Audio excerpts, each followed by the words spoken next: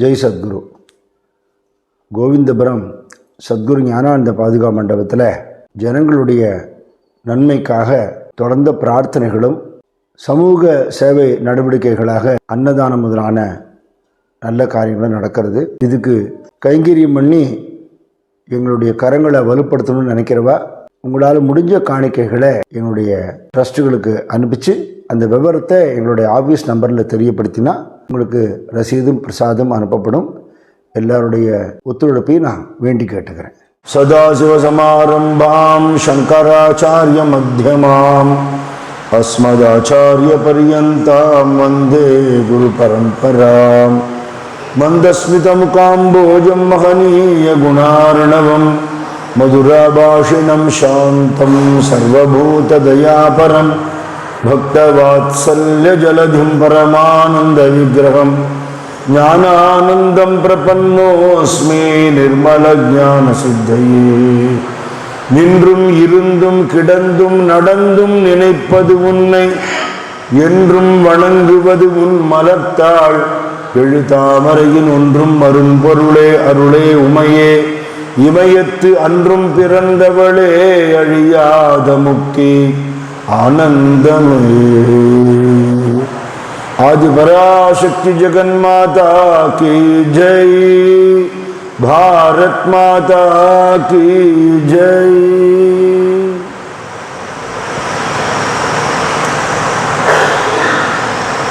ஒரு நாமம் ஓருருவம் ஒன்றுமிலார்க்கு ஆயிரம் திருநாமம் பாடி நாம் தெள்ளேனம் கொட்டோமோ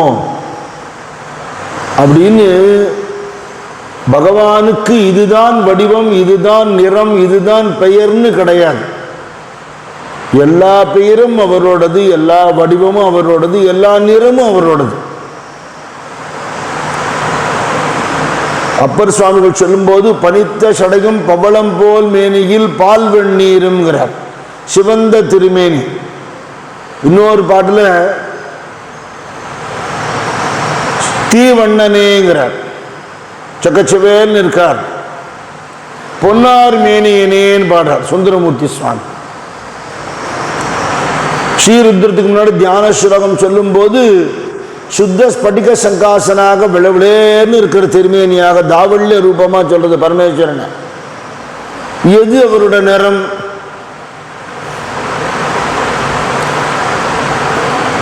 பரமேஸ்வரன் அவர் பேரா, சிவன் அவர் பேரா, ருத்ரன் அவர் பேரா, பசுபதியின் அவருடைய பேரா சொல்லிட்டு போலாமே. எது அவருடைய வடிவம்?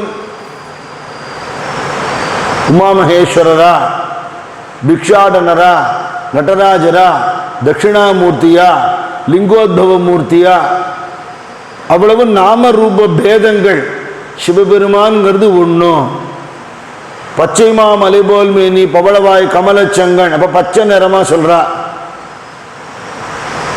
காருளி வண்ணனே கண்ணனே கதறுகின்றேன் அப்படின்னு கனங்கரேன்னு திருமேனியோட சொல்றா. நீலமேக சியாமணன், எது அவரோட நிறம்? ராமனா, கிருஷ்ணனா, வெங்கடேசனா, பாண்டுரங்கனா? எது அவரோட பெயர்? படுத்துட்டு இருக்கிறதா, நின்றுட்டு இருக்கிறதா, ஆடின்னு இருக்கிறதா? எது அவரோட வடிவம்? வீட்டில் பூஜை பண்றது பார்த்தா இது எதுவுமே இல்லை. சிவபெருமானுக்கு ஒரு லிங்கம், பெருமாளுக்கு ஒரு சால கிராமம், அது எந்த வடிவமும் இல்லை. அப்படி அம்பாள் மாதுளம்பூ நிறத்தாளைன்னு சொல்றார் அபிராமி பட்டர். லலிதா சஹஸ்ரநாமத்திலே அவளோட பல நிறங்கள் வருது. மாதுளம்பூ நிறத்தில் இருக்கா, செம்பருத்தி பூ நிறத்தில் இருக்கா, அப்புறம் ஒரு சக்கரத்தில் ஒரு நிறத்தில் இருக்கான்னு சொல்லும்போது சுக்ல வர்ணான்னு வருது, ஷியாமாபான்னு வருது, ஆரக்த வர்ணான்னு வருது. அப்படி சிவப்பு நிறத்தில் இருக்கா, மரகத பச்சை நிறத்தில் இருக்கா. எந்த நிறம்னு சொல்ல முடியும் அம்பாளை? காமாட்சியா, மீனாட்சியா, நம்மூர் கஸ்தூரி மாரியம்மனா? எது அவளுடைய பெயர்? எது அவளோட வடிவம்? எது இதுதான் ஸ்வரூபம்னு நிர்ணயிக்க முடியாதது தான் தெய்வம். இது எல்லாத்துக்கும் அப்பாற்பட்டது, எல்லாமாகவும் இருக்கிறது தான் தெய்வம். எப்படி வேணாலும் வழிபடலாம்ங்கிற உரிமை நமக்கு நம்ம ஹிந்து தர்மத்தில், சனாதன தர்மத்தில் இருக்கு. இப்படிதான் கும்பிடணும், இதுதான் வடிவம், இதுதான் பெயர் அப்படிங்கிற ஒரு நிர்பந்தம் நமக்கு வைக்கல. உனக்கு என்ன பிடிக்குமோ நீ சாப்பிடலாம், எப்படி பிடிக்குமோ வழிபடலாம், எப்படி பிடிக்குமோ உடுத்திக்கலாம். எல்லாம் தர்மத்தை ஒட்டினாப்புல இருக்கணும். அந்த விருப்பங்கிறது தர்மத்தை ஒட்டினாப்புல இருக்கணும். அப்படி இந்த வடிவங்கள்லாம் கற்பனையும், நான் கற்பனை கிடையாது, மனுஷன் உண்டாக்கினது இல்லை. இன்னென்ன வடிவங்கள்ல அந்த தெய்வம் தன்னை உபாசனை பண்ற பக்தர்களுக்கு ரிஷிகளுக்கு காட்சி கொடுத்து கண்ட காட்சியை எழுதி வைத்தார். அதான் சாஸ்திரம்.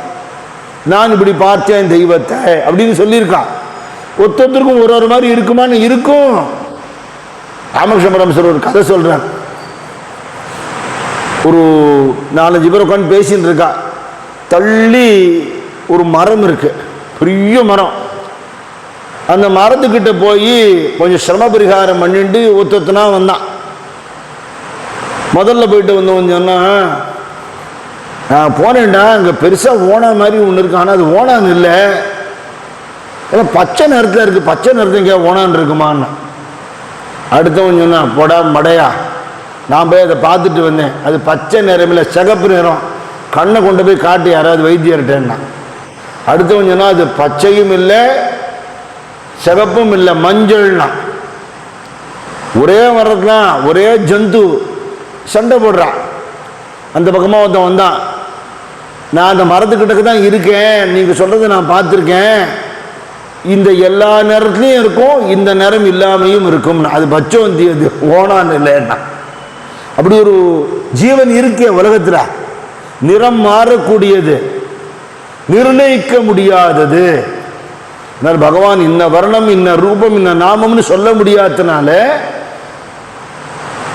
வடிவம் இல்லாமல், பெயர் இல்லாமல், நாமம் இல்லாமல் வெறும் ஆத்மஸ்வரூபமாக கும்பிடுற நிர்குண உபாசனையும் நம்ம தர்மத்தில் இருக்கு. ஒரு நாமத்தோட ரூபத்தோட வழிபடக்கூடிய சகுண உபாசனையும் நம்ம தர்மத்தில் இருக்கு. ஒன்னொன்னும் ஒரு ஒரு படித்தரம், ஒரு கிரேடு. நமக்கு சரீர பிரஜை இருக்கிற மட்டுக்கும் நான் இந்நாள், இன்ன ஊரு, இன்ன பேரு அப்படின்னு நம்மளை பற்றின ஒரு எண்ணங்கள் இருக்கிற மட்டுக்கும் உருவத்தோட கடவுளை வழிபடுவது சிறந்தது. உடல் பற்று, சரீர பற்று இல்லாமல் போய், அபிமானம் இல்லாமல் போய், பகவான் என்னை எப்படி வச்சிருக்கானோ அப்படி இருக்கேங்கிற நிலைக்கு வரும் பொழுது தானே சகுணத்திலேருந்து மனசு நிர்குணத்துக்கு போயிடும். சிங்கேரி ஆச்சாரியால் அபினவ வித்யாதீர்த்த சுவாமிகளுடைய அனுபவத்தெல்லாம் அவர் சொன்னது எழுதினது ஒரு புக்கு இருக்கு, யோகமும் ஞானமுங்கிற புஸ்தகம். அதில் சிவபெருமான் தனக்கு சிங்கேரியில மலை மேல 5 முகத்தோடு ஆகாசத்துக்கும் பூமிக்குமா பிரம்மாண்டமான திருமேனியோட அவர் எப்படி காட்சி கொடுத்தாருன்னு அணு அணுவா வர்ணிச்சிருக்கார். பார்த்தா அப்படியே நமக்கே பார்க்கறாப்புல இருக்கும். அப்படி காட்சி கொடுத்துட்டு அவருக்கு உபதேசம் பண்ணிட்டு சிவபெருமான் அவர்கிட்ட சொன்னாராம், என்ன உருவம் இல்லாமல் வழிபடுங்க. லிங்க திருமேனி பார்த்தேன்னா உருவமும் இல்லை, அருவமும் இல்லை, அரு உருவம். சால கிராமம் பார்த்தா உருவமும் இல்லை, அருவமும் இல்லை, அரு உருவம். ஸ்ரீசக்கர மகாமேரூர் பார்த்தா உருவமும் இல்லை, அருவமும் இல்லை, அரு உருவம். தீபஜோதி வழிபாடு பார்த்தா உருவமும் இல்லை, அருவமும் இல்லை, அரு உருவம். இது நம்ம தர்மத்தில் உண்டு. ஆனால் எப்படியெல்லாம் முடியுமோ அப்படியெல்லாம் ரசித்து அனுபவிக்கிறதுக்காக இந்த சகுன உபாசனைன்னு ஏற்பட்டுருக்கு. ஒரு மேருன்னு வச்சா கூட அந்த மேருக்கு ஒரு புடவை கட்டி அதுக்கு ஒரு நகை போட்டு அது அம்பாள் மாதிரி அலங்காரம் பண்ணி, ஒரு கலசம்னா அந்த கலசத்துக்கு அம்பாள் மாதிரி சுவாமி மேலே அலங்காரம் பண்ணி, ஒரு விளக்குன்னா அந்த விளக்குக்கு ஒரு பாவாடை கட்டி அதுக்கு முகமெல்லாம் வச்சு. ஏன்னா நமக்கு அப்படி தான் மனசு ஒருநிலைப்படும். பாயிண்ட் என்ன, எந்த வழிபாடு பண்ணினா உன்னுடைய மனசு அடங்குமோ, தெய்வத்தை நினைக்குமோ, தியானத்தில் ஈடுபடுமோ, வெளி உலக சிந்தனை மறக்குமோ, அது நீ செய் அப்படிங்கிற ஒரு உரிமை நமக்கு கொடுத்துருக்கா. அப்படி இதில் அவளுடைய மரகத வடிவம் சொல்லப்படுறது. மரகதம்ங்கிற ரத்னமும் சமர்ப்பணம் ஆகுறது இந்த பாட்டில்.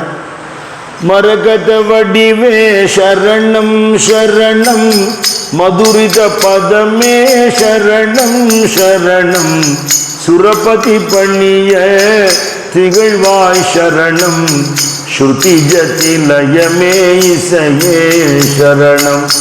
ஹர ஹர சிவ என்று அடியவர் குழும அவர் அருள் பெற அருளமுதே சரணம் வரணவநிதியே சரணம் சரணம் மாதா ஜெய ஓம் லலிதாம்பிகையே மாதா ஜெய ஓம் லலிதாம்பிகையே மாதா ஜெய ஓம் லலிதாம்பிகையே மாதா ஜெய ஓம் லலிதாம்பிகையே மாதா ஜெய ஓம் லலிதாம்பிகையே. மரகத வடிவே சரணம் சரணம் அப்படின்னா நமக்கு யார் நினைவுக்கு வர்றான்னா ஷாமளா தேவிங்கிற மாதங்கிங்கிற மீனாட்சி ஞாபகம் பண்ணும்.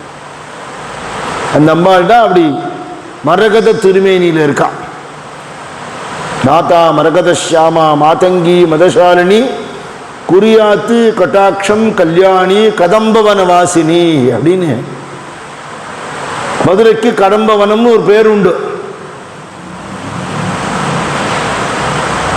ஓ பச்சை நேரத்திலையும் இருக்காளான்னா கவிஞர் பாரதிதாசன் பாரதியாரோட சிஷ்யராக இருந்து அவர்கிட்டேந்து ஒரு தமிழும் ஆன்மீகமும் உணர்ந்த காலத்தில் எங்கெங்கு காணினும் சக்தியடா இந்த 7 கடல் அவள் வண்ணமடான்னு பாடினார்.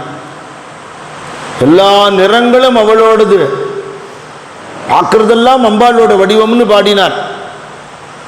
அப்புறம் பாரதியார் காலத்துக்கு அப்புறம் கடவுள் நம்பிக்கை இல்லாத கூட்டத்தில் போய் சேர்ந்துட்டார். கடவுளே இல்லைன்னுட்டார். எது சரின்னா அது ஒரு சங்கம் ஒரு அனுபவம், இது ஒரு சங்கம் இது ஒரு அனுபவம்.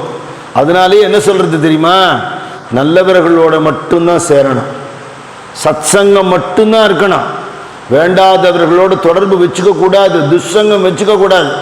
எது சத்சங்கம் எது துஷ்சங்கம், எது நம்மளுடைய மனசையும் உடம்பையும் கெடுத்து நம்மளை பாழாக்குமோ அது துஷ்சங்கம், எது நமக்கு சிந்தனைக்கும் வாழ்வுக்கும் சந்தோஷத்தை ஆனந்தத்தை கொடுக்குமோ, எது வாழ்க்கைக்கு ஒரு ஊக்கத்தையும் உரத்தையும் கொடுக்குமோ அது சத்சங்கம். அவ்வளவுதானே. வள்ளுவர் சொல்றார், இனிய உளவாக இன்னாத கூறல் கனி இருப்ப காய் கவர்ந்தற்று. நல்ல அருமையான கொய்யாப்பழம் இருக்கு, கொய்யாக்காய் இருக்கு, இப்போ மெனக்கட்டு போய் கொய்யாக்காய் எவனா தும்பானா, திங்க மாட்டான், பழத்தை தான் சாப்பிடுவான். அது மாதிரி இனிமையான சத்சங்கம் இருக்கு, கடவுளுடைய திருநாமம் இருக்கு, கடவுளோட புகழ் கேட்கறதுக்கு இருக்கு. இன்னைக்கு சாயந்தரம் ஆச்சுன்னா பொழுது போகிறதுக்கு டிவி பின்னாடி ஓடுறோம். அது எவ்வளோ பெரிய அழிவு. நம்ம புத்தி கெடுறது, நம்ம குழந்தைகள் புத்தி கெடுறது, அது இல்லாமல் வாழ முடியாதுங்கிற நிலைமை வருது. அதில் காட்டுறது பூரா எதிர்மறை செய்திகள். இன்றைக்கி வெளியில் வரக்கூடிய திரைப்படங்களோ தொலைக்காட்சி விஷயங்களோ பெரும்பாலும் எதிர்மறையாக உள்ள சிந்தனைகளை மக்கள் மனசில் விதைச்சு ஒரு வெறும் கேளிக்கையாக மட்டும் இருக்கு. அப்படி இருக்கக்கூடாது இல்லையா. சந்தியா காலம் ஆனால் கோவிலுக்கு போகிறது, சுவாமி கும்பிடுறது, நல்ல பாட்டு பாடுறது, நல்ல கதைகளை கேட்கறது, நல்ல புஸ்தகங்களை படிக்கிறது, அப்படிலாம் இருந்து ஒரு காலம் இருந்திருக்கே. அது மாறி போயிடுது. இந்த டிவியில் இந்த சீரியல் நீங்கள் பார்க்குறீங்களோ அப்படின்னு, இல்லை சார் எங்கள் வீட்டில் டிவி இல்லையா, உங்கள் வீட்டில் டிவி இல்லையா, என்ன இப்போ செத்த போயிடுவோம் டிவி இல்லைன்னு, செத்து போயிடுவோமா? 1975 தான் அது உள்ளே வந்தது.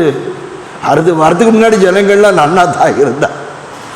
அதில் சில இடங்களில் நல்லதும் காட்டுறா, கெட்டது நிறைய தெரிகிறது, நல்லது கொஞ்சமாக தெரிகிறது. வேண்டாமே, அதை விட எவ்வளவோ நல்ல விஷயங்கள் நமக்கு கிடைக்கிறது, அனுபவிக்கலாமே இல்லையா. கோவிந்தபுரம் மாதிரி ஒரு கிராமத்தில், தெய்வீக கிராமத்தில் இங்கே நடக்கிற சத்சங்கங்களுக்கே எத்தனை பேருக்கு வர்றதுக்கு பாக்கியம் இருக்கு இல்லையா, சொல்ல முடியாது. இந்த சத்சங்க பலம் இருந்ததுனால எங்கெங்க காணினும் சக்தியடா 7 கடல் அவள் வண்ணமடான்னு பாடினார். சங்கம் மாறின உடனே கடவுளே கிடையாதுன்னு விட்டார். 2 பாட்டும் அவரோட புக்கில் இருக்கு இல்லையா. அப்ப சங்கம் ரொம்ப முக்கியம். அப்படி எல்லா வருடத்திலையும் இருக்கான்னு அவருக்கு தோணிதானே இந்த பாட்டு பாடியிருக்கார். எல்லா இடத்துலையும் அவள் இருக்கா, அவளோட வர்ணங்கள் இருக்குன்னு சொல்றவர். அப்படி இந்த பாடல்ல முருகப்பெருமான் பாடி அகஸ்தியர் எடுத்து கொடுக்கிறார். மரகத வடிவத்தில் அம்பாள் இருக்கா. அம்பாளுடைய ரூப பேதங்கள்னு சொல்லக்கூடிய பலவித வடிவங்களில் ஷாமளா தேவி அப்படிங்கிறவள் கையில் வீணையோடு இருப்பா, கையில் ஒரு கிளி இருக்கும், கரும்பச்சை நிறத்தில் இருப்பா, இனிமையான குரல், எல்லா விதமான கலைகளுக்கும் அவள் தாய். அந்த ஷாமளா தேவியை தன்னுடைய மகளாக வளர்க்கிற பாக்கியம் ஒரு ரிஷிக்கு கிடைச்சது. மதங்க ரிஷிங்கிற ரிஷி சிவபெருமான் கிட்ட ஒரு பிரார்த்தனை பண்ணினார், நான் உங்களுக்கு உறவாகணும், அப்படி ஏதாவது ஒன்று பண்ணுங்கோல என்ன. கடுமையாக தபஸ் பண்ணி இந்த வரத்தை கேட்டார். சிவபெருமான் சொன்ன, நான் யாருக்கும் உறவாக முடியாது, நான் என் வீட்டுக்காரி உங்கள் பொண்ணை பிறக்க சொல்கிறேன், அவளை வளர்த்துக்கோங்க, என்னை கல்யாணம் பண்ணி கொடுத்து என்னை மாப்பிள்ளையை வச்சுக்கோங்கன்னு. அப்படி அவருக்கு ஒரு தாமரை மலரில் கிடைச்ச கருநீல கரும்பச்சை நிறத்து குழந்தை, அவளுக்கு மாதங்கின்னு பேர் வச்சார். வளர்த்து சிவபெருமான கல்யாணம் பண்ணி கொடுத்தார் அப்படின்னு ஸ்தல புராண சரித்திரங்கள் சொல்றது. அதனால் அம்பாளுக்கு மாதங்கின்னு ஒரு பேர் உண்டு. மாதங்கிங்கிற பேர் நிறைய பேருக்கு வைப்பா, உங்களுக்கு தெரியும். அது ஒரு ஜெனரேஷனுக்கு முன்னாடின்னு சொல்லலாம். இன்னைக்கு இருக்கிறவாளுக்கெல்லாம் நவீன பெயர்கள் தான், பெரும்பாலும் சினிமாவில் நடிக்கிற நடிகைகளோட பேர், இல்லைன்னா நமக்கு புரியவே புரியாத பேர். யாராவது ஒரு அம்மா அப்பாட்ட உங்கள் குழந்தைக்கு நீங்கள் ஒரு பேர் வச்சிருக்கீங்களே, இந்த பேரோட அர்த்தம் என்னன்னு கேளுங்க, திரு முழிப்பான். யாரோ சொன்னாங்க பேர் ராசி முதல்ல இந்த எழுத்து இருந்தால் நல்லதுன்னு எதையாவது சொல்கிறாங்க. அதை கூப்பிடும் பொழுது அதனால நமக்கு மனசுக்கு தெய்வத்தை நினைக்க முடியணும், சந்தோஷம் வரணும் அப்படிங்கிறது இல்லவே இல்லாமல் போயிடுது. அப்படி மாதங்கின்னு ஒரு பேர், ஷியாமளான்னு ஒரு பேர். அந்த இடம் கடம்ப வனமாக இருந்தது எத்தனையோ ஆயிரம் வருஷங்களுக்கு முன்னாடி. இப்போ நம்ம பார்க்குற மீனாட்சி சுந்தரேஸ்வரர் கோவில்லாம் இப்போ கிடையாது. ஷியாமளா பீட்டம்னு இருந்தது, சுந்தரேஸ்வரர் லிங்க திருமேனி இருந்தது வனத்துக்குள்ள. நேற்று முந்தானது கூட சொன்னேன், கோவிலில் போய் பூஜை பண்ணுறதுனால நமக்கு நன்மையை தவிர நம்ம பூஜை பண்ணுறதுனால சாமிக்கு லாபம் இல்லை இல்லையா. நமக்கு பயன்படுத்தி கொண்டா நமக்கு நல்லது. புஷ்பம் இருக்குது, வாசனையாக இருக்குது, சாமிக்கு போட்டுவிட்டு நம்ம எடுத்து வச்சுன்னு மோந்து பார்த்தா நமக்கு வாசனை. புஷ்பத்துக்கு அதனால என்ன லாபம்? ஒன்றும் இல்லை. வெள்ளத்துக்கு தன்னோட இனிப்பு தெரியாதுங்கிறது போல பகவானுக்கு அது தேவையில்லை, அவர் அவராகவே ஆனந்தமாக இருக்கார். திருவிளையாடல் புராணத்தில் இந்த சரித்திரம் சொல்லப்படுறது எப்படின்னா, தேவேந்திரன் ஒரு சமயம் தன்னோட சபையில் நாட்டியம் எல்லாம் பார்த்துட்டு இருக்கான். பிரகஸ்பதியான குரு வரார், தேவகுரு வரார். பார்த்துட்டான், இந்த ஆள் இந்த நேரத்தில் ஏன் வந்தாருன்னு தெரியலையே, நான் டான்ஸ் பார்த்துட்டு இருக்கேன் பொழுதுபோக்குக்கு, இப்போ வந்தாருன்னா டான்ஸை நிறுத்திவிட்டு அவரை வாங்க வாங்கன்னு கூப்பிடணும், கூப்பிடலன்னா தப்பாக எடுத்துப்பார், நேரங்காலம் தெரியாமல் வந்துவிட்டாருன்னு பார்க்காத மாதிரி இருந்துவிட்டான். அவர் தெரிஞ்சு போயிடுத்திவன் பார்த்துட்டு நம்மளை அவாய்ட் பண்ணுறான்னு கோவிச்சுட்டு போயிட்டார், வெளியில் போயிட்டார். சரி போட்டு அப்புறம் சமாதானப்படுத்திக்கலாம் அப்படின்ட்டு டான்ஸை முழுக்க பார்த்துட்டு கிளம்பி அவர் வீட்டுக்கு போனால் அவர் வீட்டில் இல்லை. எங்கே இருக்காருன்னு கண்டுபிடிக்க முடியல. எங்கெங்கேயோ சஞ்சாரம் பண்ணினா வெவ்வேறு லோகங்களில் அவர் எங்கேயுமே இல்லை. இப்போ அவனுக்கு என்ன தோணி போயிடுத்து, குரு இல்லாத நிலை வந்துடுத்து, இது ஆபத்து. ஏன்னா குருவோட ஆலோசனை இல்லைன்னா அசுரர்கள் எந்த நேரமும் தேவலோகத்தை தாக்கலாம், ஆபத்து வந்துடுமேன்னு பிரம்மதேவனை போய் கேட்க, பிரம்மதேவன் நீ பண்ணினது தப்பு, அதுக்கு அவர் கோச்சிட்டு போயிட்டார். அவர் சமாதானப்படுத்துறதுங்கிறது நீ பார்த்தா தான் முடியும், நீ பண்ணின தப்பை உணர்ந்து நீ திருந்து, ஆனால் அதுவரை குரு இல்லாமல் இருக்கக்கூடாதுன்னு சொல்லி துஷ்டாங்கிற ஒரு அசுர குலத்தை சேர்ந்தவரோட பிள்ளை விஸ்வரூபன்னு, அவருக்கு ஒரு பக்கம் அப்பா வர்க்கத்தில் தேவ சம்பந்தம் இருக்குது, அம்மா வர்க்கத்தில் அசுர சம்பந்தம் இருக்குது, அந்த மாதிரி ஒரு குடும்பம். அந்த குடும்பத்திலேருந்து அவருக்கு பிறந்த விஸ்வரூபன்கிறவரை குருவாக வரித்து பிரம்மா சொன்னபடி தேவர்களுடைய நன்மைக்காக நீ யாகம் பண்ணுன்னா அவர் சரின்னு ஒத்துட்டார். அவருக்கு பிடிக்கல. என்னடா அது தேவர்கள் நன்னா இருக்கணும்னு சொன்னால் என்ன அர்த்தம், அசுரால பாழா போடணும்னு அர்த்தம். எனக்கு ரெண்டு பக்கமும் உறவு இருக்கேன், நான் யாரை புகழ்வேன் யாரை வைவேன்னு ஆயிடுத்தவருக்கு.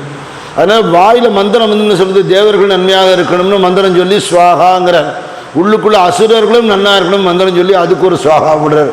தேவேந்திரனுக்கு தெரிஞ்சு போச்சு. அடப்பாவி, எங்கிட்ட வந்து எங்காசிலேயே ஹோமம் பண்ணி எனக்கு எதிரிக்கு நீ சப்போர்ட் பண்ணுறியா அப்படின்னுட்டு குருன்னு கூட பார்க்காமல் அவர் சிரசை வெட்டி விட்டான். அப்போ என்ன எடுத்து இன்னும் பாவம் ஜாஸ்தியாக போயிடுது, பிரம்மஹத்தி தோஷம் வந்துடுது. அது என்ன பண்ணுறதுன்னு தெரியாமல் தவிச்சு ரிஷிகள்லாம் அதுக்கப்புறம் அதுக்கு பரிகாரம் பண்ணி அந்த தோஷங்கிறத 3ஆக பிரித்து நதிகளில் வரக்கூடிய புது நீர் வெள்ளப்பெருக்கில் வர அசுத்தமாகவும் மரங்கள்லேருந்து வரக்கூடிய பிசினாகவும் பெண்களுடைய மாசாந்திர விஷயங்களுக்கும் அதை பிரித்து கொடுத்துட்டான். திருவிளையாட்டு புராணத்தில் இருக்குதுலாம். பிரம்மஹத்தி தோஷம் நீங்க எடுத்தோன்னு அப்பாடான்னு இருந்தான். ஆனால் என் பிள்ளை தேமேன் இருந்த பிள்ளையை கூட்டின்னு போய் யாகம் பண்ணுறேன்னு பண்ணி அவனை கொண்டு விட்டானே, இந்த இந்திரனை நான் சும்மா விட மாட்டேன்னு தொட்டா அவனை அழிக்கிறதுக்குன்னு ஒரு யாகம் பண்ணினான். அதனால தான் வேத மந்திரங்களை எல்லாரும் சொல்லக்கூடாதுன்னு ஏன் சொல்கிறா தெரியுமா? சொல்லும்போது ஒரு ஸ்வரம் மாறினா நம்ம கிடைக்க வேண்டிய நல்ல பலன் மேலே கெட்ட பலன் கிடைச்சிடும். அதனால் அதுக்குன்னு முறையாக பயிற்சி பெற்று வாழ்க்கையே அதுக்கு தியாகம் பண்ணி உணவெல்லாம் பார்த்து சாப்பிட்டு நிறைய சாப்பிடாமல் இருந்து அப்படி கஷ்டப்பட்டு ஜெபம் பண்ணுறவாள் தான் வேதம் சொல்லணும்னு வச்சுருக்குது. ஜாதி விஷயம் இல்லை. பகவன் நாமாக்கு அந்த விதியே கிடையாது, ரூலே கிடையாது. மராமரான்னு சொன்னார் வால்மீகி, ராமராமான்னு ஆயிடுத்துன்னு உண்டு இல்லையா? எப்படி கடவுளோட பேரை எப்படி சொன்னாலும் தெய்வம் ஏற்றுக்கும், அருள் பண்ணும். அதனால் நமக்கெல்லாம் பகவன் நாமா தான் சொல்லியிருக்கு. நாமா சொல்லுவோம், சிவசிவான்னு சொல்லுவோம், ராமராமான்னு சொல்லுவோம். நமக்கு அப்படி வச்சிருக்கு. முருகா முருகான்னு சொல்லியிருக்கோம். வேத மந்திரம் ரொம்ப கஷ்டமான விஷயம். அதை சொல்லும்போது இவன் தவறாக உச்சரித்ததுனால இந்திரனை கொல்லக்கூடிய மகன்கிறதுக்கு பதிலாக இந்திரனால் கொல்லப்படக்கூடிய மகன் மாறி போயிடுது. பிரம்மாண்டமான ஒரு அசுர உருவம் அதுலேருந்து வந்து விருத்ராசுரன்னு பேர். அவன் எல்லாரையும் கஷ்டப்படுத்த ஆரம்பிச்சுட்டான். தேவர்கள்லாம் போய் கதற இந்திரன் வந்து மகாவிஷ்ணுவிட்ட சொல்ல பகவான் சொன்னார், அவன் அழிக்க முடியாதுப்பா, அவன் வரம் வாங்கினவன். ஒரே ஒரு வழி இருக்கு. ததீச்சின்னு ஒரு ரிஷி இருக்கார், அவர் ரொம்ப தபஸ்வி. அமிர்தம் கடைஞ்ச பொழுது தேவர்கள் தங்களோட ஆயுதங்கள்லாம் எங்கே வைக்கிறதுன்னு தெரியாமல் யார்ட்டையாவது சேஃப்டியாக கொடுத்து வைக்கணும், அவர்கிட்ட கொடுத்து வச்சா அப்போ யார் அப்புறம் திரும்பி போய் வாங்கிக்கலாம். அமிர்தம் கிடைச்ச சந்தோஷத்தில் ஓடிவிட்டாங்க. அந்த ஆயுதங்கள்லாம் இவர் முழுங்கி விட்டார் இந்த ரிஷி. அது அவரோட முதுகு எலும்பில் போய் அதோடைய சத்து இருக்கு. அதனால அவர்கிட்ட போய் உங்கள் முதுகெலும்பை கொடுங்கோன்னு கேளு. முதுகெலும்பு கொடுத்தானா அதை வச்சு ஒரு வஜ்ராயுதம் தயார் பண்ணிட்டு அதனால தான் அவனை அழிக்க முடியும்னு பெருமாள் ஐடியா கொடுத்தார். இவன் நேர போய் ததீச்சி ரிஷிகிட்ட கேட்டான். இப்போ ஒருத்திட்ட போய், சார் கொஞ்சம் பேனா கொடுங்களேன், எழுதிட்டு தரேன் அப்படின்னு கேட்குற மாதிரி உங்கள் முதுகெலும்பு கொஞ்சம் வேணுங்கிறான். முதுகெலும்பு வேணும்னா என்ன அர்த்தம்? உன் உடம்பை நீ விடணும்னு அர்த்தம். அவர் தேவர்கள் நன்றாக இருப்பார்களானால், ஒரு அசுரன் அழிவானால், நான் இறந்து என்னுடைய உடம்புலேருந்து இருக்கிற முதுகெலும்பு உனக்கு ஆயுதமாக ஆறுதல் எனக்கு ஆட்சேபனை இல்லைன்னு சொல்லி அக்னியை மூட்டி அதில் விழுந்துவிட்டார். அந்த எலும்பு எடுத்துக்கொண்டுட்டார். அதனால்தான் அன்பிலார் எல்லாம் தமக்குரியர் அன்புடையார் என்பும் உரியர் பிறர்க்கு. என்புனா எலும்பு. திருவள்ளுவர் இதை தான் எழுதினார். திருவள்ளுவருக்கு நாஸ்திகர்னு விட்டாங்க கடைசியில். நம்ம தர்மத்திற்கு போடா புராணங்கள் சாஸ்திரங்கள் தான் சொல்றார். அன்புடையார் என்பும் உரியர் பிறர்க்கு. என் எலும்பை கூட நான் அவனை கொடுக்குறேன், நீ நல்லா இருந்தா போறோம் இல்லையா? அதை வச்சு நீ திருப்பி சண்டை போட்டு விருத்ராசுரனை அழிக்கிறதுக்கு பார்க்குறான். அவன் கடைசியில் சண்டையில் கடலில் போய் ஒளிஞ்சுனுட்டான் அடியில். பாகவதத்தில் இதே புராணம் கொஞ்சம் மாறி இருக்கும், திருவிளையாடு புராணத்தில் கொஞ்சம் மாறி இருக்கும். அப்படி உள்ளே இருக்கும்போது கடலுக்குள்ளே அவனை தேட முடியல. அகஸ்தியர் போய் கேட்ட உடனே அகஸ்தியர் என்ன பண்ணார், அதனால் என்னப்பா எனக்கு ஆச்சமனம் பண்ணுறதுக்கு தீர்த்தம் வேணும்னு சொல்லி மொத்த சமுத்திரத்தையும் ஒரே ஒரு அச்சுதாயனமாக குடிச்சு விட்டார். அனந்தா கோவிந்தாவுக்கு தண்ணி இல்லை, மொத்த கடலையும் குடிச்சு விட்டார். இவ்வளோ உண்டா இருப்பார் பார்க்கறதுக்கு. அவர் மகிமை பேர்பட்ட மகிமை. குருஜி முரளிதர சுவாமி சொல்வார், காயத்ரி மந்திரத்தோட மகிமையால தான் அவர் கடலை குடிச்சார்னு சொல்றார். அவ்வளவு அனுஷ்டானம் அவனுக்கு, தபஸ். அப்போ விருத்தாசனை கண்டுபிடிச்சு கொண்டுட்டான். இப்பவும் பிரம்மஹத்தி தோஷம் வந்துடுது. இது போகவே இல்லை. பிரம்மஹத்தி தோஷம்னா என்ன? ஒரு பயங்கரமான ஒரு வடிவம் விரட்டிண்டு வரும். சாப்பிட விடாது, தூங்க விடாது, ராத்திரி பகலா விரட்டும். எந்த சக்தியாலையும் அதை அழிக்க முடியாது. இது தவம் பண்ணினவர்களை அழித்தவர்களுக்கு ஏற்படும். விருத்ராசுரனாக இருந்தாலும் அவனுக்கும் தபஸ் இருக்கும் இல்லையா, தப்பிக்க முடியாமல் போய் பிரம்மாட்ட அழுதான். பிரம்மா சொன்னார், பூலோகத்தில் இருக்கிற க்ஷேத்திரங்கள்லாம் போய் தரிசனம் பண்ணுன. ஒரு சிவன் கோவிலாக போனான். கோவிலுக்குள்ளே நுழைய மட்டும் அது வெளியில் நின்றுருக்கோம். வெளியில் வந்தவுடனே விரட்ட ஆரம்பிச்சிடும். தவிச்சு போயிட்டான். அப்படி சுற்றின்னு வந்தவன் இந்த கடம்ப வனத்துக்குள்ளே வந்தான். வந்த உடனேயே அந்த பிரம்மகத்தி இல்லாமல் போயிடுது. அப்படி ஒரு அமைதி, ஒரு சாந்தி. இந்த இடத்துல என்ன விசேஷம்னு தெரியலையே, வெறும் காடுன்னா அது. நான் கோவிலாக சுற்றினேன், எங்கேயுமே எனக்கு கிடைக்காத ஒரு பரிகாரம் இங்கே கிடைச்சிது, இங்கே என்ன விசேஷம்னு தெரியலையே அப்படின்னு சொல்லி தன் கூட வந்து தேவர்களை போய் இந்த இடத்துல ஏதாவது விசேஷம் இருக்கா தேடுங்கோன்னா வா. எல்லாம் போய் தேடி பார்த்துட்டு வந்து அங்கே ஒரு லிங்கம் இருக்கு. அந்த இடத்துக்கிட்ட போனாலே ஒரு அமைதி இருக்கு. அங்கே அருவி ஓடுறது, நிறைய தீர்த்தம் இருக்கு, ரத்தனங்கள்லாம் இருக்கு, பல பல பலான்னு. அந்த ரத்தனங்களோட ஒளியில தான் அந்த லிங்கம் இருக்கிறது தெரிகிறது. இருண்ட காட்டில், அந்த காட்டில் இருக்கிற குரங்கெல்லாம் கூட அந்த சிவலிங்கத்தை பூஜை பண்ணுறது. அது என்ன விசேஷம்னு தெரியல. ஆனால் அந்த மாதிரி அமைதியை நாங்கள் வேற எங்கேயும் பார்க்கலேங்கிறா. இந்திரன் வந்து பார்த்து சுவாமியை பார்த்து ஓன்னு அழுதான். என்னை காப்பாற்றுறதுக்கு இப்படி ஒரு ரூபத்தை எடுத்துன்னு வந்திருக்கே சுவாமின்னு சொல்லி தேவலோகத்திலேருந்து இந்திர விமானம் ஏற்பாடு பண்ணி அஷ்டதி கஜங்கள் சிம்மங்கள்லாம் வச்சு பெரிய விமானம் ஏற்பாடு பண்ணி ஒரு சந்நிதி கட்டி சுவாமிக்கு பூஜை பண்ணி ஒரு குளம் உண்டாக்கி தங்க தாமரை, என்னதான் பொத்தாமரை குளம்னு உண்டு, தங்க தாமரையால் பரமேஸ்வரனை பூஜை பண்ணி சுவாமி தரிசனம் கொடுத்து, குரு அவமரியாதை பண்ணாத, உனக்கு என்றைக்கும் என்னோட அனுகிரகம் உண்டுன்னு சொல்லிட்டார்.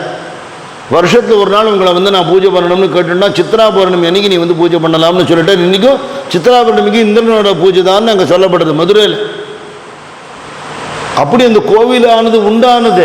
அதுக்கப்புறம் வரிசையாக குலசேகர பாண்டியன் காலத்திலேருந்து அந்த இடம் கண்டுபிடிக்கப்பட்டு அது பெரிய க்ஷேத்திரமாகி மணவூருங்கிற இடத்துல இருந்த பாண்டிய ராஜ்யம் அங்கிருந்து மதுரைக்கு ஷிஃப்ட் ஆகி இப்போ கீழடியிலெல்லாம் ஆராய்ச்சி பண்ணோம். அங்கே ஒன்றும் தெய்வீகமான விஷயம் கிடைக்கலேங்கிறாளே, அதெல்லாம் வந்து பாண்டியர்கள் இருந்து வேண்டான்னு விட்டுட்டு மதுரைக்கு வர்றதுக்கு முன்னாடி உள்ள இடங்கள், அபேண்டன்டு பிளேஸ்.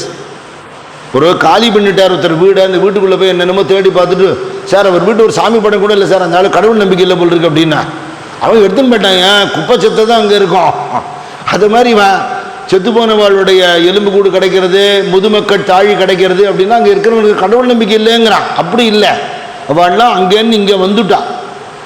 இந்த நகரத்தை ஏற்படுத்தினா பகவானே சித்தராக வந்து எப்படி பிளான் பண்ணி அவனுக்கு பண்ணி கொடுத்தார். அதுக்கப்புறம் இந்த நகரத்தில் இருக்கிறவாள்லாம் நன்னா இருக்கணும்னு சுவாமியை வேண்டினா சிவபெருமான் தன்னுடைய நிலவில் இருக்கிற சந்திரனுடைய அமிர்தத்தை எடுத்து இந்த ஊருக்கு மதுன்னு பேர். மதுன்னா அமிர்தம்னு ஒரு அர்த்தம், தேன்னு ஒரு அர்த்தம், வேற ஏதோ ஒரு அர்த்தத்தை நாம் இப்போ வச்சுட்டு இருக்கோம், திண்டாடின்னு இருக்கோம். இந்த மதுவை தெளித்து இந்த ஊருக்கு புண்ணியாகவச்சனம் பண்ணாராம் சிவபெருமானே. அது மதுங்கிற அமிர்தம் தெளிக்கப்பட்டதுனால அதுக்கு மதுரைன்னு பேர் வந்தது. அந்த இடத்துல தான் அவர்கள்லாம் குடியேறினார்கள். அந்த வம்சத்தில் வந்தவன் தான் மலையத்வஜ பாண்டியன்னு ஒரு ராஜா. அவனோட மனைவி காஞ்சனமாலை. அவள் போன பிறவியில் தேவகணங்களை வித்யாதர கணம்னு ஒரு கணம் உண்டு. அந்த கணத்தில் ஒத்தியாக இருந்தவள் தன்னுடைய அப்பாட்டே சக்தி உபாசனை தெரிந்து கொண்டு அப்பாட்ட கேட்டால் எங்கே போய் ஜபம் பண்ணுறதுன்னு. பூமியில் உயர்ந்த இடம் இந்த கடம்ப வனம், அங்கே போய் பண்ணுன்னு சொல்ல. இதுக்கெல்லாம் ரொம்ப ரொம்ப ரொம்ப காலம் முன்னாடி அவள் தனியாக அந்த காட்டில் வந்து அம்பாளை பூஜை பண்ணினா. இந்த ஷாமலா பீட்டத்தில் அம்பாள் தரிசனம் கொடுத்தா. உனக்கு என்ன வரம் வேணும்னு கேட்டா. அம்பாளோட அழகை பார்த்துட்டு, நீ எனக்கு பொண்ணாக ஆகணும், நான் உன்னை குழந்தையா கொஞ்சணும்னு விட்டார்கள். அடுத்த பிரிவியில் நீ மலையத்வஜ பாண்டியனோட மனைவியா வருவே, உனக்கு நான் பொண்ணாக கிடைப்பேன், எனக்கு நீ அம்மாவாவே அப்படின்னு சொன்னான். அதுக்கப்புறம் இவ காஞ்சன மாலையா பிறந்து மலையத்வஜ பாண்டியனை கல்யாணம் பண்ணிட்டு எல்லா விதமான சௌக்கியங்களோடு இருக்கா. ஒரு குறைச்சல் இல்லை, குழந்தை பாக்கியம் இல்லை. ராஜாவுக்கு வயசாகிட்டே போகிறது. வச்சோ நமக்கு அப்புறம் நாட்டை ஆள்றதுக்கு ஒரு குழந்தை வேணுமே. பொதுவாக பிள்ளை குழந்தை தான் எதிர்பார்ப்பான் நாட்டை ஆளணுங்கிறதுக்காக. அதுக்கப்புறம் பொண்ணு பிறந்தா பரவாயில்ல, பிள்ளைக்கு இம்பார்ட்டன்ஸ் கொடுப்பா. மீனாட்சி தான் அந்த கதையை மாற்றினா. பிள்ளை பண்ணுறது பொண்ணும் பண்ணும், ஒன்றும் பொம்மநாட்டிகள்லாம் சாமானியம் இல்லைன்னு மீனாட்சி காட்டிதான். குழந்தை பிறகுல தாபம் வந்த உடனே ரிஷிகள்லாம் கேட்ட உடனே புத்திரகாமேஷ்டி யாகம் பண்ண சொன்னால், அப்படி யாகம் பண்ணின உடனே முதல்ல அஸ்வமேத யாகம் பண்ணிவிட்டான். தேவேந்திரன் கொலை நடுங்கி போயிட்டான், என் பதவிக்கு ஆபத்துன்னா. புத்திரகாமேஷ்டி யாகம் பண்ணுன்னு புத்திரகாமேஷ்டி யாகம் பண்ண உடனே அந்த யாகத்துடைய அந்த நெருப்புக்கு நடுவில் அம்பாள் அப்படியே ஒரு குழந்தையாக வந்தான். ஒரு 3 வயசு பொன் குழந்தை, சாயக்கொண்டை போட்டுண்டு முத்துச்சரம் போட்டுண்டு கரும்பச்சை நிறத்தில் முத்து மாலையோட மீனாட்சியோட குழந்தை வடிவம் அப்படியே வந்து காஞ்சன மாலை மடியில் உட்கார்ந்து அம்மான்னு கூப்பிட்டது. அண்ணா அவளோட தான் வரம் வாங்கிட்டு இருக்கான். எல்லாரும் ஆச்சரியப்படுறான். மலையந்துவச்ச பாண்டியனுக்கு சந்தோஷமே இல்லை. ஏன்னா நான் பிள்ளை என்ன எதிர்பார்த்து பொண்ணு வந்து கொடுத்த அந்த பொண்ணுக்கும் இயற்கைக்கு மாறான 3 ஸ்தலம் இருக்கே அப்படின்னு கவலைப்பட்டுட்டான்.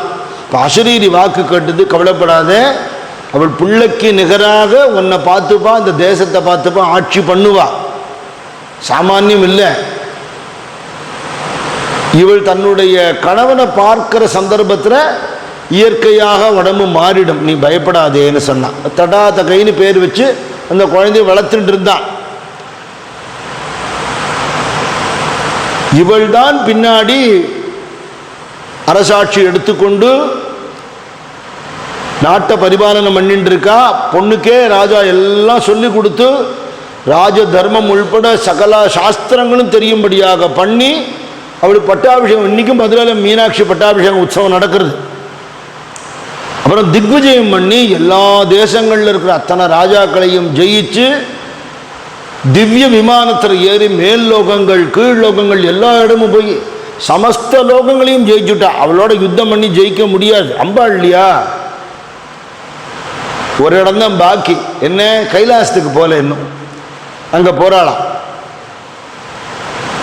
அந்த திருவிளையாடு புராணத்தில் பரஞ்சோதி முனிவர் அழகாக சொல்லுவார், இந்த கைலாச பர்வதத்திலேருந்து அருவி கொட்டுறது, மரங்கள்லாம் அப்படி இப்படி ஆடுறது, இங்கேருந்து கிளம்பி போனியே அம்மா நீ திருப்பி வந்துட்டியே வாவான்னு கூப்பிடுறாப்புல இருக்கான். அங்கே சிவபெருமான் இருக்கார், சிவகணங்கள் இருக்கு. இது மாதிரி யாரோ பூமியிலேருந்து ஒரு பொண்ணு வந்து முற்றுகையிட்டுட்டான்னு சிவகணங்கள் சொல்கிற, அவளுக்கு அம்பாள்னு தெரியல. சரி, நந்தி பகவான் அனுப்பிச்சு போய் யுத்தம் பண்ணுங்கன்னார். அவருக்கு யாருன்னு தெரியும். யுத்தம் நடக்கிறது, அவ்வளோ பேரையும் தோக்கடிச்சு விட்டா.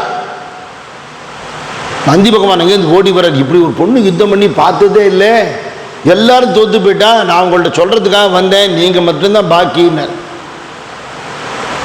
நிறைய ஆயுதங்கள்லாம் எடுத்துகிட்டு தான் போகணும்னா சிரிச்சுட்டே சுவாமி தனியாக வர்றார். அப்படி கம்பீரமாக அவர் வர்றார். அவரை பார்த்த உடனே கையில் இருக்கிற வில்லையும் அம்பையும் கீழே போட்டு விட்டான். நேர பார்க்க முடியாமல் வெக்கப்பட்டு குனிஞ்சுன்னு விட்டான். உடம்புல அந்த மாற்றம் ஏற்பட்டு எடுத்தோம். இவர் தான் பர்த்தான்னு தெரிஞ்சு போயிடுத்து. அவர் கிட்டக்க வந்தார், நீ ஊரை விட்டு கிளம்புற அன்னிலேருந்தே நான் உன் பின்னாடியே தான் இருக்கேன் அப்படிங்கிறார். திருவிளையாடு புராணம் நான் சொல்லியிருக்கேன் விஸ்தாரமாக, 64 லீலையும் சொல்லியிருக்கேன், யூடியூப் சேனலில் பார்த்துக்கலாம். ரொம்ப ரசமான கட்டங்கள் இதெல்லாம். அடுத்த திங்கக்கிழமை வந்து நான் கல்யாணம் பண்ணிக்கிறேன் ஒன்று அப்படின்னு சொல்லிட்டேன். அதுக்கப்புறம் வந்தார், கல்யாணம் பண்ணிண்டார்.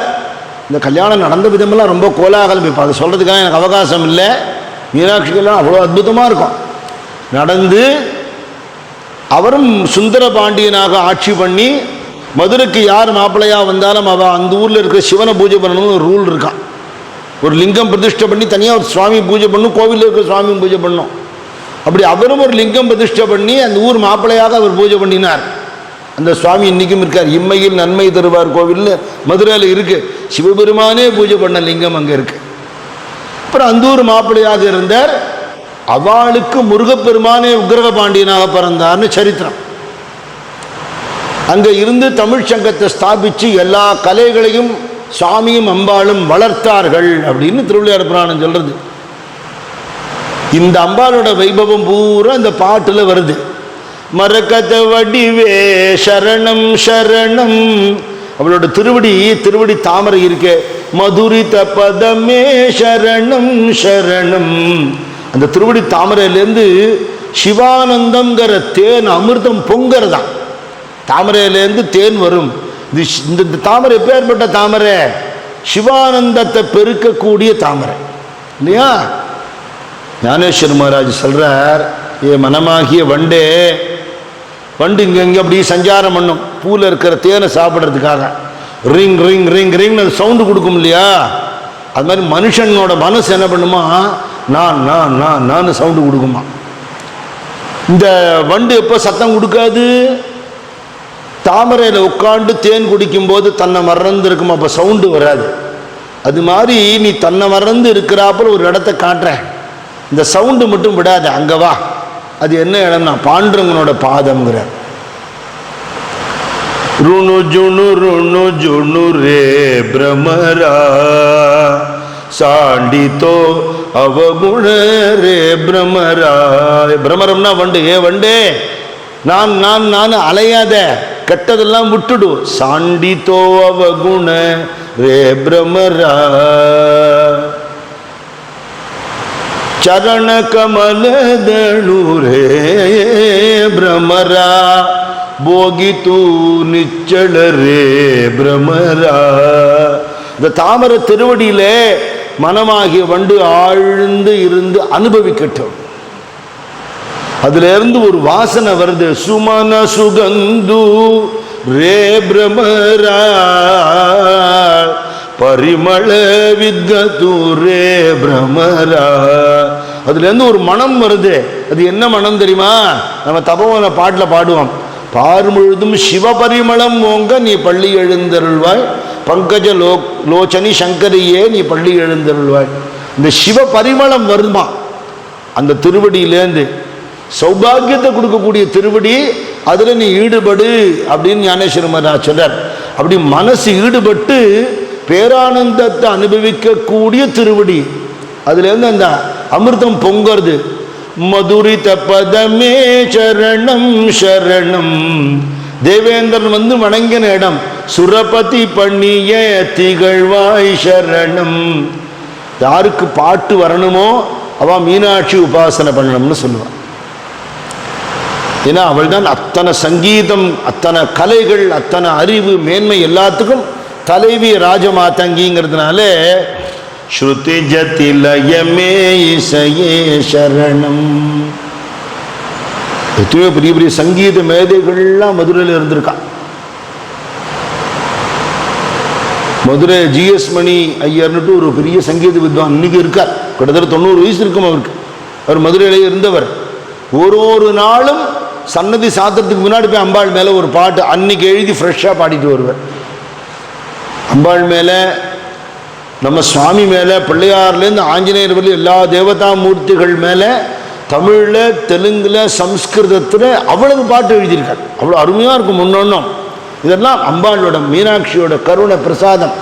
அவளை யாரெல்லாம் வழிபடுறாளோ அவளுக்கு மனசு ஒழுங்காக நேர்மையாக இருக்கும், நல்ல சங்கீத ஞானம் உண்டாகும், எல்லா விதமான கலைகளும் வரும். அத்தனைக்கும் தலைவி அவள். ஸ்ருதி ஜதிலயமே இசையே சரணம். அத்தனை அடியவர்கள் வந்து நமஸ்காரம் பண்றா. ஹர ஹர சிவ என்று அடியவர் குழும அவர் அருள் பெற அருளமுதே சரணம். அடியார்கள்லாம் கூட்டம் கூட்டமாக வரும் பொழுது சுவாமி என்ன பண்ணுவாரா, வந்திருக்கானே என்ன பண்ணணும் அப்படிங்க கேட்பாரா. பண்ணிடுங்க, அனுகிரகம் பண்ணுங்க. நிறைய பாவம் பண்ணியிருக்கான் போல இருக்கேன், உள்ள வந்துட்டான்ல அப்பவே எல்லாம் போயிடுத்து, பண்ணிடுங்க அம்மா பிள்ளை அப்படின்னு சொல்லுவாளா, ரெக்கமெண்ட் பண்ணுவாளா. அவர் அருள் பெறகருளமுதே சரணம். இது ஒரு சரித்திரமே திருவிளையாடு புராணத்தில் இருக்கு. ரொம்ப அதிகப்படியான ஒரு விஷயம் என்ன, இனிமே உலகத்தில் ஒருத்தன் பண்ணவே முடியாத அளவுக்கு பாவம் பண்ணின ஒருத்தன். அதை வாயால் சொல்லக்கூட முடியாது, படிக்கும் போதே உடம்பு நடுங்கும், அவ்வளவு ஒரு பாவி. அவனுடைய பாவ வினைகள்லாம் அவனை விரட்டுறது, பிரம்மஹத்தி தோஷமாக விரட்டுறது. அவனுக்கு பரிகாரம் கிடைக்காம தவிக்கும் போது மதுரையோட மகிமையெல்லாம் தெரியாது. அவனுக்கு யாருக்குமே பிராயச்சித்தம் கொடுக்க முடியாது, அவனை யாராலையும் மன்னிக்கவே முடியாது, அப்படி ஒரு பாவி அவன். அவன் ஊரெல்லாம் சுற்றி சோறு தண்ணி இல்லாமல் திண்டாடி சேனா சாப்பிட விடாது, தூங்க விடாது. மதுரை எல்லையை வந்துட்டான். கோவில் வாசல்ல ஒரு சாதாரண ஒரு எளிய மனிதன் அவனோட மனைவி மாதிரி ரெண்டு பேரும் உட்கார்ந்துட்டு இருக்கா. சுவாமி அம்பாள். சாமி பார்த்துட்டார். சிச்சோ இவனை பார்க்கவே விடாது அப்படின்னு. இவன் வேணும்னே ஒருத்தன் வரானே, அவன் யாருன்னு கேட்குறான். இன்னொன்று தெரியாதுன்னு. அவனை பற்றி இவர் சொல்றது மூலமா இவருடைய சிந்தனை அவன் மேலே படணும், இவர் பார்வை அவன் மேலே படணும். அவனை பற்றி கேட்காதே, அவன் மகா பாப்பி, ஒன்னா நம்புறவன், பண்ணாத தப்பே கிடையாது. இங்க பழைய கதையை சொல்றேன். உள்ள வந்துட்டான்ல, துக்காராம் மகாராஜ் சொல்றார், நீ எவ்வளவு அநியாயம் பண்ணியிருந்தா கூட இனிமே பண்ணக்கூடாதுங்கிற முடிவெடுத்து குருநாதங்கிட்ட வந்துட்டேன்னா உன்னை காப்பாற்றுவாருங்கிற. துவாம் ஜரி கேல கோட்டி அந்நியாய ஹரத்தில சத்குரு மாய தாந்தரி ஜாய ஜாய ஜாய தரி சத்குரு சே பாய. சத்குருங்கிற அம்மாங்கிறார். வீட்டிலேயே பார்த்தார். உதாரணம், அப்பாவும் அம்மாவும் ரெண்டு பேரும் தான் குழந்தையுடைய பிறப்புக்கு காரணம். அந்த குழந்தைய ஜம்முன்னு அப்பா கொஞ்சிகிட்டே இருப்பார். திடீர்னு குழந்தை ஒன்றுக்கு போயிடுத்தினாலோ வெளிக்கு போயிடுத்தினாலோ அப்பா இங்கே வா இங்கே வா இங்கே வா பார், சுத்தம் பண்ணு பார் அப்படின்னு கூப்பிடுவார். இவர் மேலே படாமல் அப்படி தள்ளி வச்சுப்பார். அவள் தான் ஓடி வருவா. கண்ணே என்ன பண்ண, உச்சா போயிட்டியா, ஆய் போயிட்டியா அப்படின்னு குழந்தைய தொடச்சி சுத்தம் பண்ணி அருவருப்பே பார்க்க மாட்டான் இல்லையா? எந்த தாயார் பார்த்துருக்கா? சுத்தம் பண்ணி அந்த குழந்தைய நல்லா புது ட்ரெஸ் எல்லாம் போட்டு பவுடர்லாம் போட்டு இந்த அங்கே ஒன்று கொஞ்சம் எடுத்து கொடுத்துருவான். இப்போ இவர் வாங்கிப்பார் கம்பீரமாக. அப்போது எவ்வளவு பாவம் பண்ணினாலும் எத்தனை தோஷங்கள் இருந்தாலும் இந்த தாயார் மன்னிப்பாங்கிறதுன்னா உலகத்தில் நம்ம பார்க்குறோம். ஜெகன்மாதாவான் அம்பாளோட கருணை எப்படி சொல்கிறது? அப்படி இந்த மகா பாவியை மன்னிச்சேன்னு சொல்லிவிட்டா. நீங்கள் அவனுக்கு அனுகிரகம் பண்ணி ஆகணுங்கிறா. அவனுக்கு ஒரு பிராயச்சித்தத்தை சொல்லும்படியாக பண்ணி, அந்த பிராயச்சித்தத்தை அவனை பண்ணும்படியாக பண்ணி அவனுக்கும் கதி கொடுத்தாள் மீனாட்சின்னு ஒரு சரித்திரம் இருக்குது திருவிளையாடல் புராணத்திலே. அப்படின்னா அவளோட கருணை என்ன சொல்கிறது? இப்போ பக்தியோடு கோவிலுக்கு போகிறவாளோட நிலைமை என்ன? அவளுக்கு அவளோட கருணை எப்படி கிடைக்காம இருக்கும்? ஆசையோடு கோவிலுக்கு போகிறவாளோட நிலைமை என்ன இல்லையா? எத்தனை ஞானிகள் அங்கேருந்து உருவாக்கியிருக்கா. எங்கேயோ திருச்சுழியில் பிறந்து தகப்பனார் காலமானதுக்கப்புறம் படிக்கிறதுக்காக சித்தப்பா வீட்டுக்கு வந்து பசங்களோட விளையாடுறதுக்காக மதுரை கோவிலெல்லாம் சுற்றி வந்து அங்கே வீரபத்ரர் நின்றுப்பார். பத்ரகாளி பெரிய திருமேனி, அவன் மேலெல்லாம் வெண்ணெய் உருட்டி அடிப்பா பரிகாரமாக. அதெல்லாம் வழித்து இட்லி கடையில் இட்லி வாங்கி தடவி தின்னு இப்படி விளையாடின்னு இருந்த ஒரு பையன் அருணாச்சலம் அப்படிங்கிற ஊர்லேருந்து ஒருத்தர் வரேன்னு வீட்டில் சொல்ல, அந்த அருணாச்சலம்ங்கிற பேர் காதில் விழுந்து அந்த பேர் ஏதோ தன்னை செய்ய வீட்டில் இருக்கிற புக்கு ஷெல்ஃப்லேருந்து பெரிய புராண புஸ்தகம் கீழே விழுந்து அதை எடுத்து படிக்க ஆரம்பித்து நாயன்மார்களை பற்றி தெரிந்து கொள்ள மனசு மாறி அந்த பிள்ளை ரமண மகரிஷிங்கிற மகானாக மாறித்து அப்படின்னு சொன்னால் இது மீனாட்சியோட கட்டாட்சம் தானே. இன்னொரு தம்பதிக்கு பிறந்த குழந்தை, அந்த குழந்தைய கோவிலுக்கு கூட்டின்னு வந்திருக்கா. அந்த குழந்தை கொஞ்சம் வித்தியாசமாக இருக்கேன்னு நினச்சின்னு இருக்கா. நல்லபடியாக ஆகணுமே அப்படி மீனாட்சிட்டு வேண்டிக்கிறதுக்காக வந்திருக்கா. அம்பாளுக்கு பூஜை பண்ணி அர்ச்சனை பண்ணி குழந்தைக்காக பிரார்த்தனை பண்ணிட்டு இருக்கா. சன்னதி சாத்திர நேரத்தில் வந்துட்டா. ராத்திரி நேரம் மர்த்தஜாம் பூஜைலாம் முடிஞ்சு சாத்திர நேரம் பூஜை முடிஞ்ச சீக்கிரம் பிரசாதம் வாங்கிட்டு கிளம்புங்கிறார். வாங்கிட்டு சந்தோஷமாக வந்து குழந்தைய காணும். குழந்தைய காணுமே எங்கேன்னு பார்த்தா சன்னதிக்குள்ளே போயிடுது. அது உள்ளே இருக்கிறத பார்க்காம அர்ச்சகர் சன்னதி சாத்தி விட்டாரான். அஜிஜோ குழந்தை உள்ளே இருக்க போல இருக்குன்னாம்மா, அது தெரியல, வேற எங்கேயாவது இருக்குமா? நான் சாத்தின சன்னதி திறக்கிற வழக்கம் இல்லைன்னா. இல்லை ஒருவேளை உள்ளே இருக்கா, அப்படிலாம் பண்ண முடியாதம்மா, ஒருவேளை இல்லைன்னு விட்டா அது தப்பு, பாபம் ஆகிடும். குழந்தை ராத்திரி பூரா அங்கே எப்படி இருக்கும், அதுக்கு பால் கொடுக்கணுமேன்னா. அப்படி நிஜமாவே உங்கள் குழந்தை உள்ளே இருந்தால் மீனாட்சி பார்த்துப்பான்னுட்டேன். அப்புறம் மற்ற இடம்லாம் தேடினா எங்கேயும் இல்லை. கலவரப்பட்டு போயிடுது, யாரும் எடுத்துன்னு போயிட்டாளா என்னன்னு தெரியலையே. குழந்தை உள்ளே மாட்டின்னு விடுத்தா ராத்திரி பூரா தவிச்சு போயிடுமே. தூக்கம் வராமல் தவிச்சா. காலங்காத்தால் வந்து பார்க்குறா. இவரும் வந்து வெடிகாத்தால் சன்னதியை திறந்து விட்டார். அந்த குழந்தை உள்ளே சிரித்து விளையாடின்னு இருக்கு. அது கடவாயில் பால் இருக்கு. மீனாட்சியை பால் கொடுத்துருக்கா. அவர் பெரிய மகான் குழந்தையானந்த சுவாமிகள்னு மதுரையில் இருந்தார். ரொம்ப பெரிய மகானவர். அது மாதிரி எத்தனை மகான்களை உண்டாக்கினவள் மீனாட்சி, எத்தனை கலைஞர்களை உண்டாக்கினவள். அவளோட கருணைக்கு எல்லை உண்டா? அதனால நம்ம போனால் பரமேஸ்வரர்கிட்ட சொக்கநாதர்கிட்ட சொல்லி நம்ம பிள்ளை வந்துட்டான், அவனோட பழையதெல்லாம் பார்க்காதீங்க, இப்போ அனுகிரகம் பண்ணுவோம் அப்படி சொல்லுவாளா. ஹரஹர சிவ என்று அடியவர் குழும அவர் அருள் பெற அருளமுதே சரணம் வரநவநிதியே சரணம் சரணம். மாதா ஜெய ஓம் லலிதாம்பிகையே, மாதா ஜெய ஓம் லலிதாம்பிகையே, மாதா ஜெய ஓம் லலிதாம்பிகையே, மாதா ஜெய ஓம் லலிதாம்பிகையே, மாதா ஜெய ஓம் லலிதாம்பிகையே. அவள் எல்லா பக்தாளுக்கும் நிதி கொடுப்பா, வரம் கொடுப்பாங்கிறது. வர நவ நிதியே சரணம் சரணம். என்ன நிதினா மகாலட்சுமியோட நிதி என்ன அப்படின்னு அவளை போய் கேட்டா, அம்மா எங்களுக்கெல்லாம் தனமோ தானியமோ தைரியமோ வெற்றியோ எல்லாம் அஷ்டலட்சுமியா இருந்து இவ்வளவு அள்ளி அள்ளி கொடுக்குறியம்மா, உன்னோடைய ஒரு கடைக்கண் பார்வை இருந்தால் ஒரு 7 கூட கோடீஸ்வரன் ஆடுவான்னு சொல்கிறாள். உனக்கு எது உயர்ந்த நிதின்னு கேட்டால் அவள் சொல்லுவா, இது எதுவுமே இல்லைப்பா, என்னுடைய பகவானுடைய பாத சேவை தான் எனக்கு நிதி இல்லையா. மகாலட்சுமி சின்மயானந்த சுவாமி சொல்லுவார், விஷயம் தெரியாமல் எல்லாரும் பணத்துக்கு பின்னாடி ஓடுறான், மகாலட்சுமி பூஜை பண்ணால் காசு வரும்னு ஏமாந்து போயிடுறான், அவள் என்ன பண்ணுறான்னு பாருங்க. அவள் பெருமாளோட திருவடி பிடிச்சி விட்டுன்னு உட்கார்ந்துட்டு இருக்கா. அதனால பெருமாளை பிடிச்சுட்டா பெருமாள் வர இடத்துக்கு அவள் வந்துடுவா, அவளை தனியாக விட்டா வரமாட்டாங்கிறாரு. அப்படி அவளுக்கு நிதி எது? நான் புரந்தரதாசர் ஒரு பாட்டு, ஏனு தன்யலோ லக்குமி எந்த மாநிலம்னு ஒரு பாட்டு. அந்த பாட்டில் பேர்பட்ட தன்யளவன் அப்படின்னு சொல்கிறார்.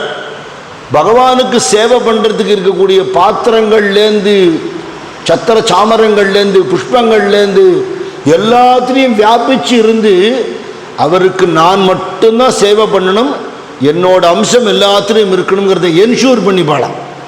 இன்னொருத்தருக்கு அந்த சேவை விட்டு தர மாட்டாளாம். கிருஷ்ணபிரிய மீனா ஒரு உபன்யாசத்தில் பெங்களூரில் கேட்டபோது சொன்னார்,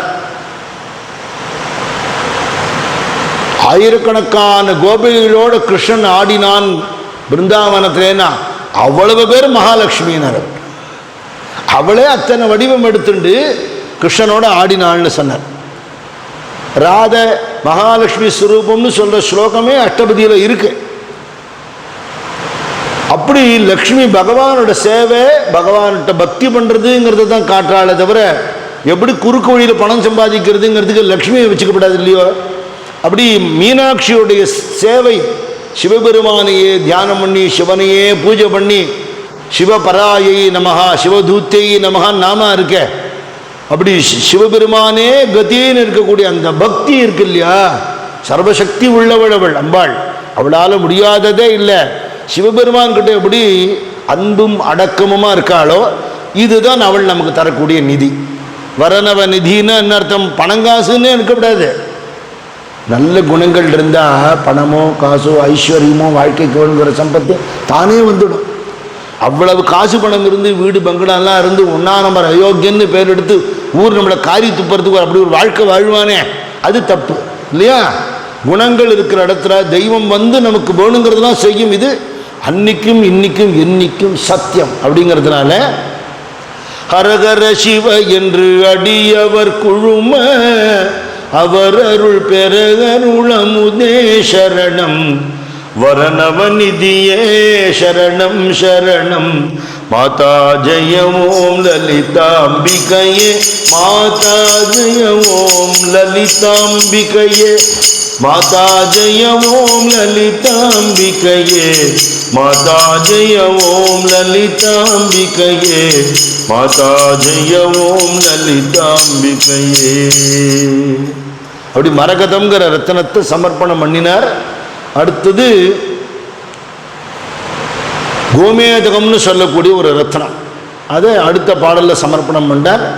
அதை நம்ம நாளைக்கு அனுபவிக்கலாம். ஆதி பராசக்தி ஜெகன்மாதா கி ஜெய், சத்குருநாத மகாராஜ் கி ஜெய். ஞானானந்த ஞானா